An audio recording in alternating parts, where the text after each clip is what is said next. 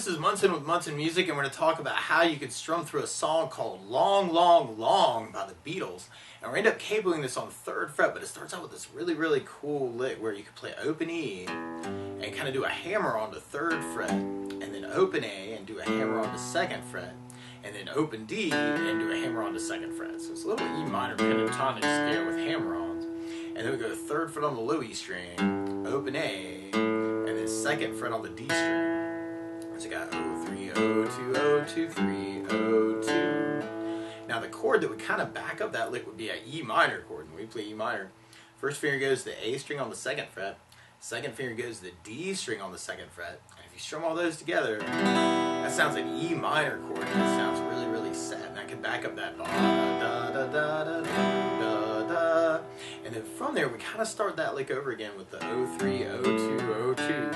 But then we play open D, and then 2nd on the G string, and then 3rd fret on the B string. And you can even kind of take your well, and really it's rally around the D chord. So you can do 1st finger on the G string, 2nd fret, 2nd finger on the high E string, 2nd fret, 3rd finger on the B string on the 3rd fret.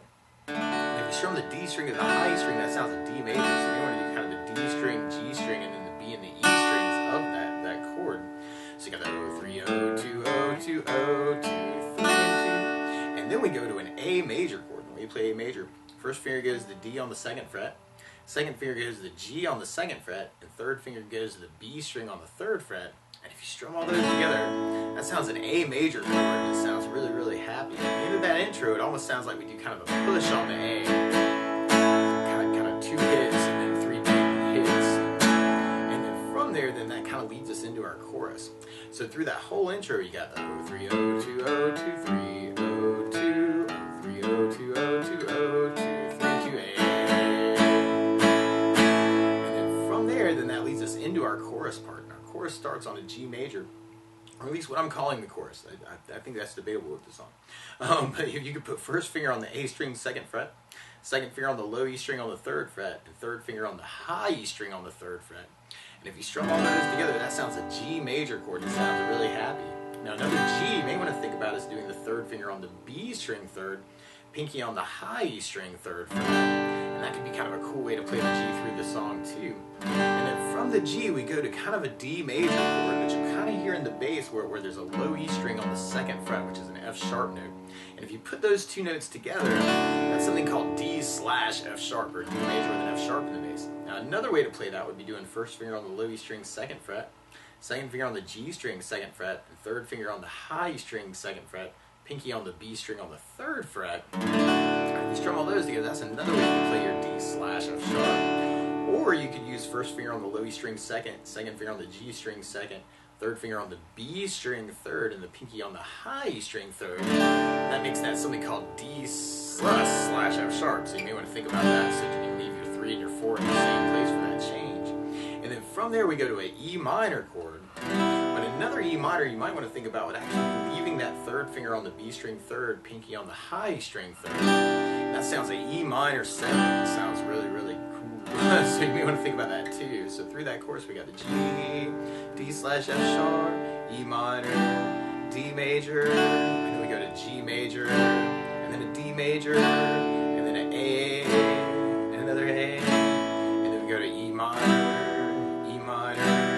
D, and then A. You kind of hear this little lick on that last A chord where you can play 2nd fret on the B, open B, and then 2nd fret on the B. So you may want to kind of think about opening up that A at the end of kind of using the 3rd finger to kind of get that lick in there. Now with this song though, it's really in 3/4 time, and one of my favorite strum patterns for a 3/4 like this is down, down, up, down, up. So if you took the G and just tried that a lot, you'd have down, down, up, down, up, down, down, up, down, up, down, down, up, down, up, down, down, up, down, up. So we tried that through our chorus. We'd have G, D/F sharp, E minor, down, down, up, down, up, D, down, up, down, up, G, down, up, down, up, D, down, up, down, up, A, down, up, down, up, A, down, up, down, up, D minor, D. Then we got kind of that A lick. So we want to kind of play around with that. And then from there, then we'd be going into our verse part. When our verse is kind of like our intro, we'd have the E minor, D major, A major,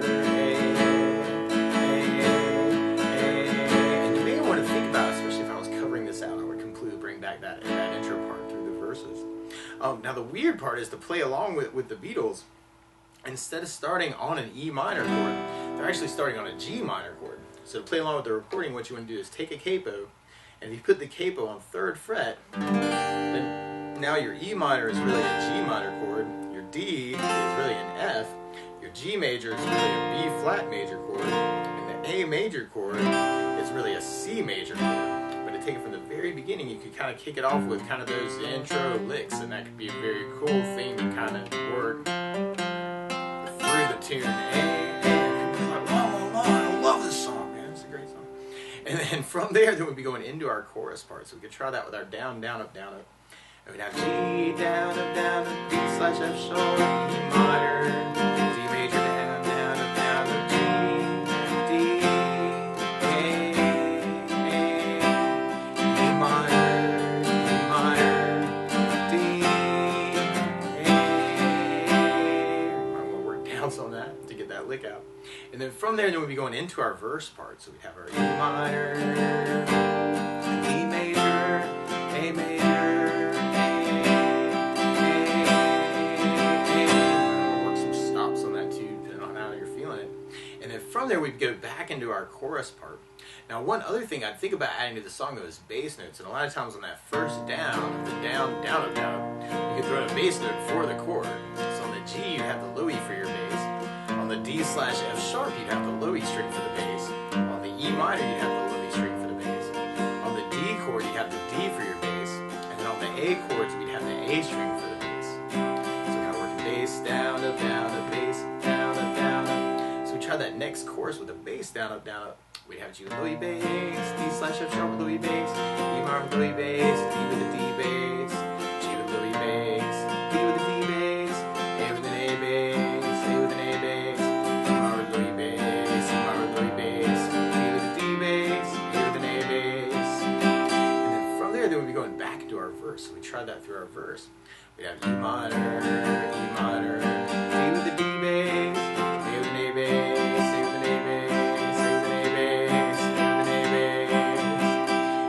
Then we'd be going into our bridge part, which kind of mixes up a lot of those things. So we tried our bridge with a bass, down, up, down, up.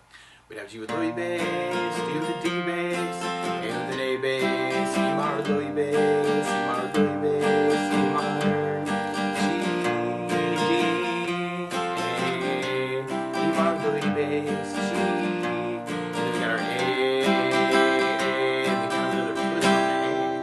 And then from there, we go back into our chorus part. Now you may want to think about taking all those things that we're talking about and kind of mixing them up too. It can be kind of cool to work the basses sometimes, but not all the time.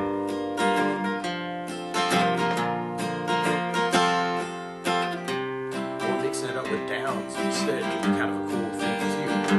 So you may want to kind of play around with it a little bit too. Kind of have some fun with it.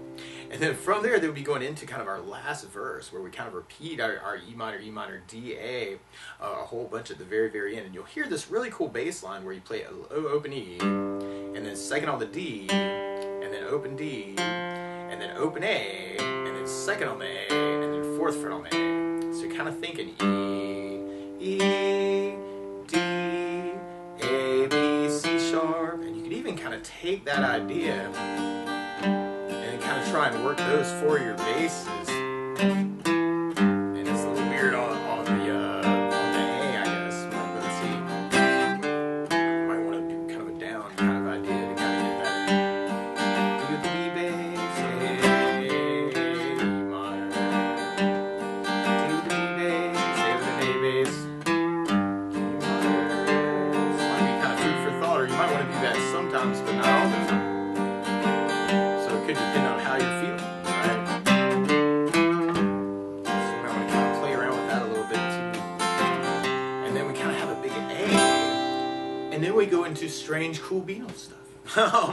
And it almost sounds like the A major becomes an A minor. So this is a random idea, but you could do first finger on the B string, 1st fret, second finger on the D string, 2nd fret, third finger on the G string, 2nd fret.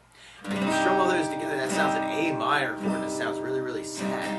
And what might even be kind of cool from the intro or the outro is to kind of play around with that, or if you lift off the 3rd finger, it makes it an A minor 7. And then you might want to kind of take that shape and kind of slide it up the guitar. Like I said, just random ideas, like how do you simulate cool, strange Beatles stuff. But you might want to kind of play around with sliding that up, and then randomly there's a G major at the end. So you might want to kind of play around with that for that outro kind of in mind.